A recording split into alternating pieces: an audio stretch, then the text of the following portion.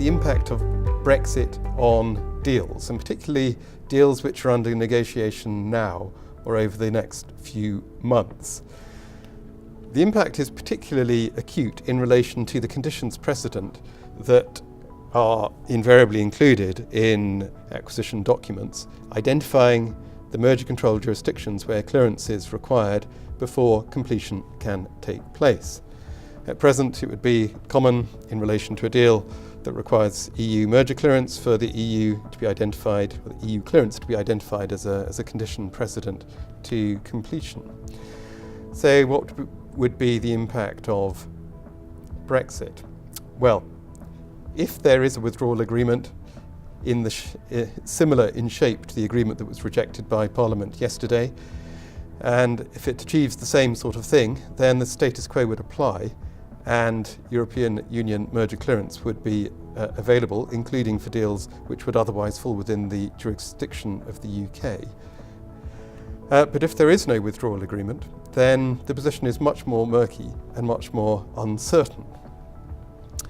So if it is possible in the context of a deal which is under negotiation now to identify that the parties satisfy the jurisdiction of the EU merger control regime, and if clearance is likely to be obtained before Brexit, the Brexit date, then one would proceed as normal and obtain European Union merger clearance. But if there is any uncertainty as to the timing, if the jurisdiction hasn't crystallised and it's not clear that clearance would be obtained before Brexit date, then it would be necessary to assess whether a parallel UK clearance should also be sought, in addition to EU clearance. And in this regard, it should also be noted that the UK Competition Authority has the ability to review mergers until 40 days after they have closed. So it's conceivable that EU merger clearance might be obtained, but the UK Competition Authority may effectively retroactively seek to investigate and potentially raise its own concerns and seek its own remedies in relation to the transaction. It's also to assess what would be the impact of Brexit and the exclusion of UK revenue when assessing whether the EU merger control thresholds are satisfied. Those thresholds are based on revenue. Post-Brexit, it would not be possible to include UK-derived revenue when determining whether the EU merger control regulation applies.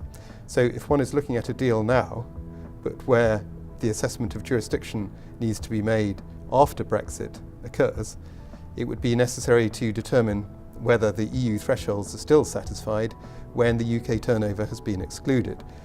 And if the EU jurisdiction thresholds are not met, then it would be necessary to assess whether national filings should be made. All of that is crystal ball gazing because one doesn't know, standing here as I am today, what the position is going to be on the 29th of March 2019 between now and then and beyond.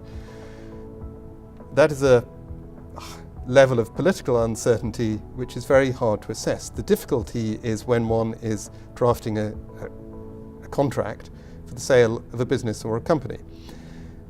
And in my view, it's necessary to try to address that uncertainty in the drafting of a condition precedent, which would lay out the various different possibilities and the impact of these jurisdictional possibilities in the way that the deal is assessed, depending on jurisdiction and timing.